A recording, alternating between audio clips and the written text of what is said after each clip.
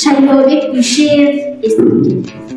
Тоолордун канка жетпей, токтогон уччагында Нижний Серафимовка деп аталган кыргыздын кыштагында. Бул дүйнөдөн бөлүп салган дубал тура темир бетон табытка окшоп бөлүп салган таш дубалар жагында.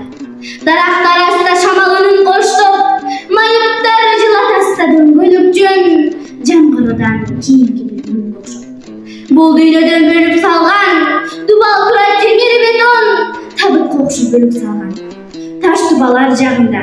Гүлүндар күйүп бүткөн, канындар кажап бүткөн, сүйгүндар кажап бүткөн, мунжуларды алып келишет, доктурдан да, кудайдан да тажап бүткөн.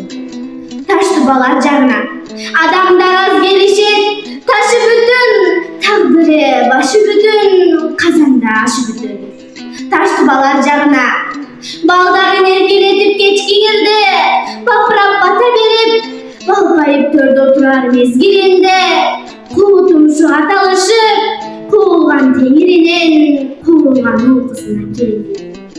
Каарыган кемпир жүрөт, каарыган чалдар жүрөт, башпайник таппай койгон, балдары бакпай койгон. Таласым, таласым деп, таласын көрө албай бир, тамагы тартибине көнө албай бир, таласын 5-6 деп кудайынан, таластын топурагында өлө албай бир. Таласта жүргөндөгү дымагы жок, таластык кемпир жүрөт, жарыктыбай бир чүгүн чайдан башка зыяны жок. Калайык, каглайын, калкыңа талас баткан, каныкей манас баткан, калкыңа кыргыз баткан, кадимки чыңгыз баткан. Бир кемпир баткан жокпу, бир кемпир баткан жокпу. Кыргыздар токтогула, атасын таштаганды, энесин таштаганды, эл журттан коштогула.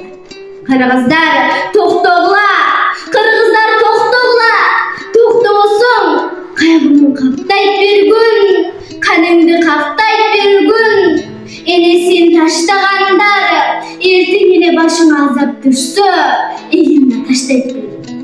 Атасын таштагандар, ата журтуң таштайт.